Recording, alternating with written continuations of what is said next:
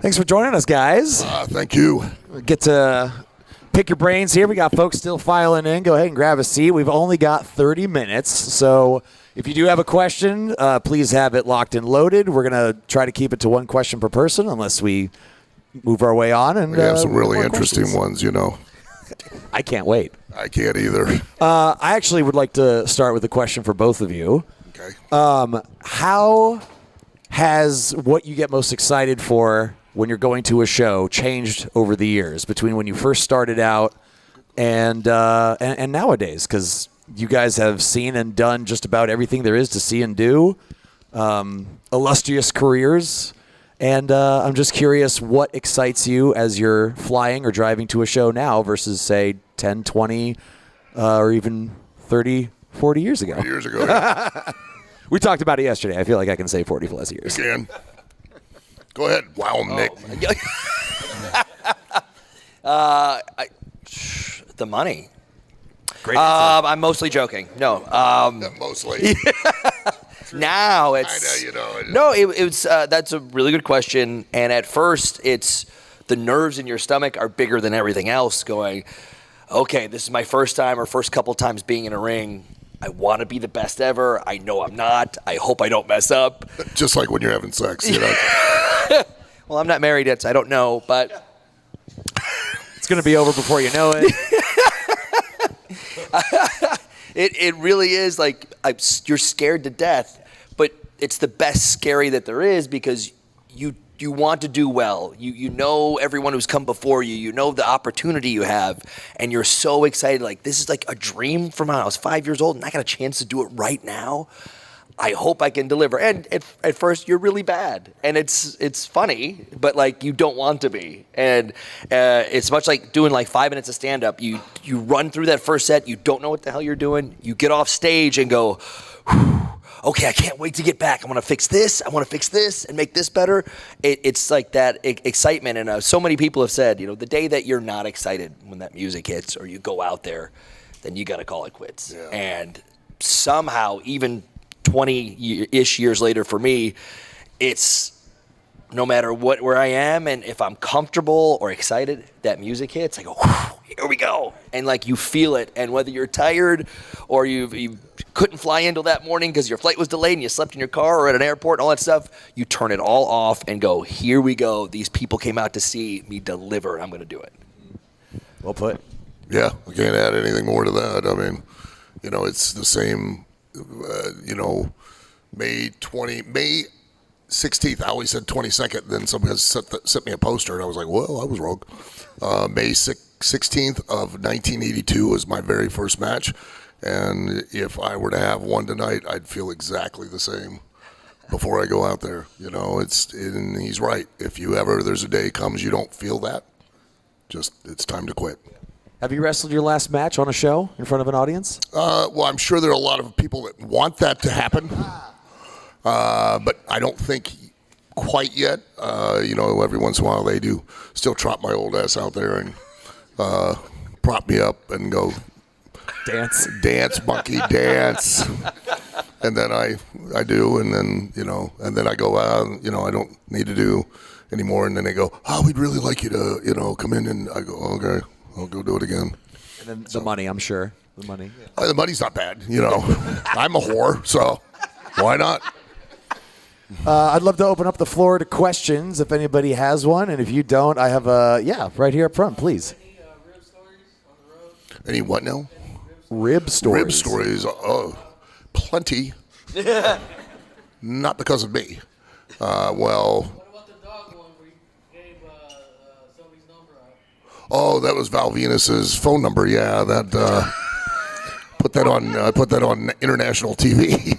When you were looking for Pepper? Yeah, looking for Pepper. Well, you know, you're going to have a lost dog poster. You got to have a phone number. I'm not going to put mine. So, I do remember watching that and thinking, like, that's not a 555 number. I know it wasn't. There was the night I super glued Marty Jannetty's feet together. Yeah, that was funny.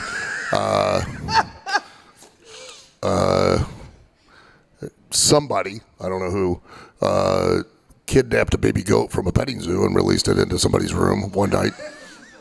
What? What's that? No. This could go on for another 2 hours, I'm sure. It could We go have about on for quite a 25 while, more yeah, minutes or so. Anybody else? Any questions? Great question, by the way. All right. Well, The names young have been man up front in the NWO shirt. Who's myself? I love me. I can't get enough of me. But probably Head. They were an amazing opponent. Where are they, by the way? They're taking a nap. Okay. They get a little cranky every once in a while. You know, they were out last night, strip club. You know, little tip for you from your Uncle Al: go to the bank, get $2 bills. They look like 20s in that light. Spent $6, had $60 of fun. Another lesson: can't fight destiny, or hope, or charity, or sentiment, or Portia. You're gonna have, you end up fighting the whole locker room of strippers. So. Probably Well, this took a turn. Yeah, it took a turn, boy. We went right off that exit. Nick, favorite person you've ever wrestled? Please don't say Head. Then give me a minute. No. I got a quick before I answer that. That first match, Al, that you had the date wrong. Do you remember what it was? Yeah, it was a 2-ring, 20-man over-the-top rope battle royal. Where were you? In Springfield, Ohio, and Al Perez was in the match. Austin Idol, a guy by the name of Ricky. I can't remember his last name. The original Midnight Express. Norvell was in there, and Randy Rose, and can't remember who else, because Tilley and the Fullers were going to come into Ohio and start running on a regular basis. So. See how much cooler that was than just. Oh, sorry. I would have added additional things. I was I stayed in the first ring quite a while. Got to that second one, right out I went. Yes. First one out. Was the winner getting like a Cadillac or something? Yes, I do think that was the case. Yes. Now, I love hearing that. I don't know if anybody is aware of this story. Austin Idol one time won a battle royal, $10,000 battle royal, got the big check, took it to the bank, cashed it, got $10,000 and left the territory. Oh my God. That's a true story. That's awesome. I'm amazed they signed the check. They cashed a giant check. They cashed a giant check. game show check. Right. And we're like, oh, this makes sense. Come on in. Yeah, Sure. need a paintbrush to endorse it. Nick, what was your first match? My first match was an intergender tag. It was myself and Beth Phoenix versus, who's really, Basham's had a... Linda. Right? Yeah, what's her... Shaniqua, yes. Shaniqua and Johnny Jeter. Shaniqua and Tank Toland versus myself and Beth Phoenix, and it was at Rip Rogers' amateur class show or something. And I just remember I had the least amount of experience. I had 0 matches, and I was waiting to tag in, almost pulling my arm back. You're doing great, Beth. You don't need me to do anything. Just I was scared to death, and it was the best feeling ever. Afterwards, I was like, I got to fix this. It makes you want to go right back to it. It's the best. Up here in the front. Did you and Steve Blackman, you guys have good chemistry on screen and stuff, but did you guys bump heads in the background or anything like that? No, otherwise I'd be dead.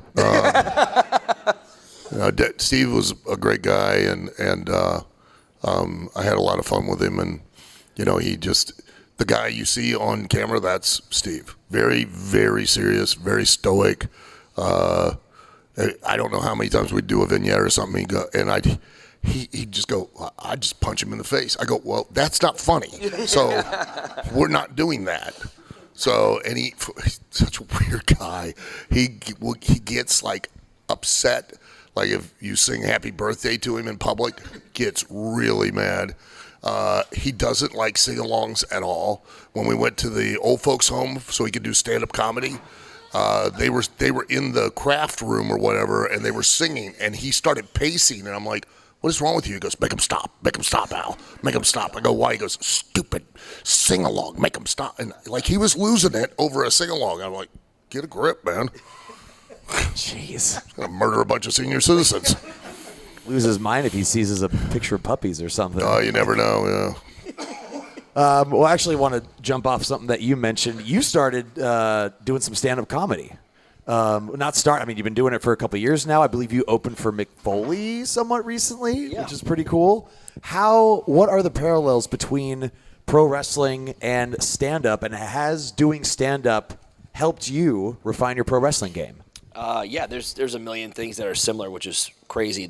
I'll run through this. The first time I ever did stand-up was at an open mic in California in the back of a coffee place, and there was like 15 people in the seats, and 10 of them were doing 5 minutes of open mic, so just looking at their phones and not even listening to you talk. And it was the scariest thing ever. I think I had 4 minutes. I got through it in like 2.5 minutes because I just like rambled through it and got out. But I went to the back, and there was a veteran comic was back there, and like the younger guys were getting advice from him, like being in the locker room was the same. I go, this does sound a lot like wrestling. Exactly like our business. You know, half the time when we're new, we go really fast. We mess things up. Just get it over. Go through it. And in the back, this is the best part because I'm like, man, this is just like one of our locker rooms. And then 2 other guys were complaining that some young comic was getting a push and like getting all these sitcom offers, and they're like, this guy over us, we're better. And it's like, I go, you are exactly like a wrestling locker room. Who'd he ever be? Yes. 3/4 of the people there are just complaining about somebody else doing well, and it's like, I go, you guys are just like us. It's crazy.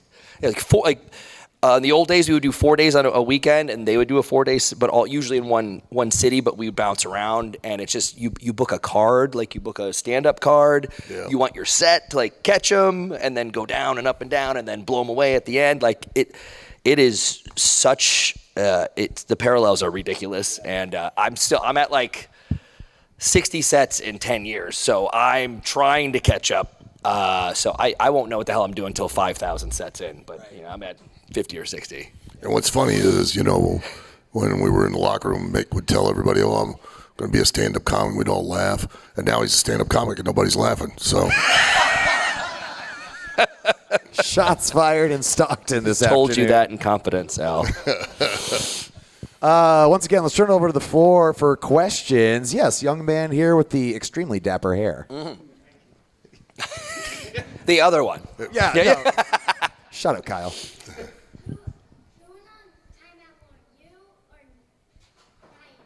Who was in timeout more? Oh, we're way older than you, so we didn't have timeout. It was like a wooden spoon, but Oh yeah, I was like 10 years old before I figured out I had Hot Wheel tracks, not a box of yellow belts. Ryan is the favorite, and he gets babied, and he gets to ride my coattails to being on TV and a tag team champion. So, yeah, if there had been timeout, it'd be me with like a big dunce hat on or something. Yeah, dunce hat. Yes, in the very back. What's your ultimate favorite match? Ultimate favorite match is the question. That they've seen or that they've been in? Yeah. Been in. Ooh. I get asked that a lot, and I honestly, every time I go out to the ring, it's the greatest thing in the world. It's the greatest experience. There's no way you could just pick one time. Sure, there's some that are a little better than others, but just getting to do it and the fact that no one yet has figured out I have no idea what I'm doing is amazing. We won't tell anybody. Thank you. Secret safe with us, Al. Yeah. Well, I mean, now I'm going to follow that and give you a match. But you can. I mean.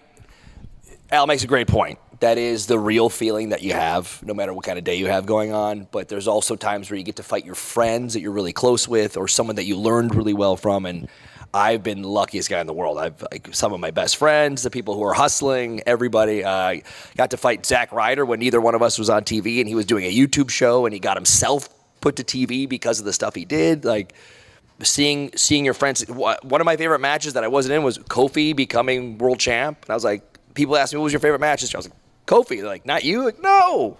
One of the guys that was in that thing where you keep hitting your head on the ceiling and you can't get through, he got through. You're like, oh. So like it's when you have a close group of friends, it's great to root for them. And then when you get home, be mad that it's not you and stab in the back. Yeah. I think I saw that you and Zack Ryder have a match coming up. We do. We do. Since leaving WWE, my two biggest opponents have been Alberto Del Rio and Matt Cardona, which are the people I had the most matches with while I was in WWE. So, yes, we got a big Daytona Beach match coming up on the 27th I'm looking forward to. So kind of a follow-up on that then. When you get to wrestle your friends, and now you're wrestling your friends outside of WWE that has so many restrictions and time and content and everything, like, is that just the best time ever when you and your friends get to go out there and just be like, let's just have fun? Yes, it really is. Like, you don't feel stupid pitching something that might sound crazy to somebody else. You get to hit them a little harder, and it's just fine. And you get to hit them really hard if you want to, and it's a blast. But it really is great when you. Thank God he doesn't like me. I hate you, Al. See how light I was in the ring with you? You hit me, you will pin me right there. Well, let me even it out. Every punch from Matt Cardona / Zack Ryder is a real one in a boxing match. So if I'm doing this beautiful art and sport that I love, I get to give it back to him and not feel bad about it. Fair's fair. Yeah. Keeping those receipts. Let's open it up. Yes, we'll start in the back here. We'll go, yes, gentleman in the black hat, and then black T-shirt, and then back up front again. Question for both of you guys. Do you guys prefer heel or baby face? I was a heel for probably 13, 14 years of my career. I'd rather be a heel because I can lead the match, tell the other guy what to do, when to do it, and I can actually call stuff to make him look better than he could do himself. So I control the pace. I control everything about, being the match itself being a heel. But you've got to, when you're the babyface, you got to rely on the other guy, and there aren't any real heels left in the business anymore. That's it's different now because a lot of the times, depending who you're with, like if you're working with John Cena, you're the heel and you embrace it and you got to be there because of what you're doing. You're not calling that match though. That's the catch. But when it's with some other people, I will. Yeah. You can. Sorry, I'm not playing that match. But much like Al, I think out of my 21 years, 17 and a half were heel. But the really one of my favorite thing is when Al wasn't teaching us, Lance Storm was teaching us. And Lance got me on my very first day, and he was like, normally in the business, this is 20 years ago, we teach you the basics, and you listen, and you'll be, learning the good guy things, like arm drags and clapping and stuff. And he goes, but you just come off as a real dick, so I'm going to train you as a heel. And I went, that was my first day, and I went, pardon my French, but it was worth it. Yeah. You got that punchable face. Yeah. I want to follow up on something you said real quick. There are no more real heels. What does that mean? Two parts. One, nobody's willing to not look cool. Everybody wants to be a heel, but everybody wants to look cool. Yeah, you can't. That's not your job. Your job is to get the babyface over. Over, in the term, means to make an audience want to live vicariously through the babyface. If we don't get the babyface over, we don't get heat. Heat's not offense or moves. Heat's a want, a need, a desire to see the babyface overcome the challenge of the heel, whatever the heel's presented as the challenge. And then, those don't exist. The last one was JBL.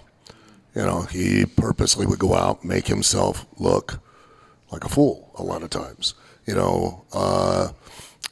don't do that no more. And then in the ring, like I'd said, the heel leads the dance, directs what's happening, tells the babyface to do stuff to the heel that will make the babyface get over, hopefully, so that you can get heat. Thank you. Gentlemen, the black T-shirt, and then up front, and I can't believe I'm saying this, we already only have 4 minutes left. So if you have any final questions, please fire them away. Two quick ones. Sure. You were talking about Steve Blackman and JBL. Yeah. I was watching across. It wasn't St. Louis, it was Kansas City. To this day, I don't know how I did it, but Blackman was John was just pestering him to no end. And John could be, close your ears, a dick. And Steve just had enough, and I watched him. He spun around and caught him right up underneath the right eye with a back fist, followed it with another one.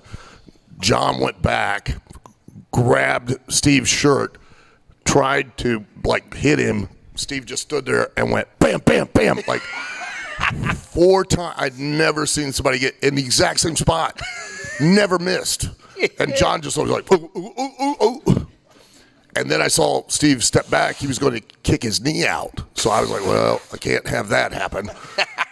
So somehow I ran, the edge of the baggage claim, the little rail. I ran on that rail all the way across. I grabbed Steve. Draws came from this direction. We all crashed into this senior citizen couple. And Ken Shamrock was just standing beside them the whole time grinning. That's great. And I went, Steve, just wait till we get to the building, then you can kill him there. Don't do it here. There's too many witnesses. And then apparently the old man had gotten a bloody nose, and the son, who was also older, started yelling at Steve, and Steve said, I said, I'm sorry. What do you want me to do? Well, so. All right. Very last question. For both of you guys, so who's one of the hardest opponents that you've been up against in a ring, as far as chemistry-wise or match-wise? Somebody that is a little difficult to have that. Yeah. Hardest opponent you've worked with as far as chemistry? Chemistry. I don't know. I don't know if I had. There've been some people that have been like pulling teeth because you're trying to help them or lead them and they just don't listen. But nothing too terrible. I mean, there have been a few that have been a hammerhead, but for the most part, it's not been too bad. I mean, I'm not going to name anybody who's really bad because there's a couple of them and they're still around. But this is not that answer. The closest thing I could say to someone who is awesome is working John Cena. I know I just said that a minute ago, but he's this jacked dude, but he doesn't have a super athletic body. He kind of moves, I don't know, like a caveman rumbling around. Yeah. So it's so once you get a couple of matches with him, you can figure it out because he doesn't move like a lot of other people do, whether they're smoother or bigger or taller or whatever. So once you get used to it, then it's cake after that because him and Rey Mysterio. He's very plotting. Yes. He's very flat-footed and kind of ooh when you watch him. I mean. Yes, but once you figure that out, it takes a little bit because it's so unlike other people's that it's him and Rey Mysterio. Everyone's cheering for him no matter what, so it's the greatest match ever. Yeah, it's fun. Yeah. Awesome. Well, gentlemen, thank you again so much for taking time Thank out you. of your day to answer some questions. Once again, everybody, Al Snow and Nic Nemeth. Thank you guys for showing up. Otherwise, this has been like a bomb scare. So, thank you. And I believe, Nick, you're taking off at 3:30 today. You have a little bit of 3:45. He has an earlier out than others. I believe Booker T has the same. Al, can you confirm that you're still? I'm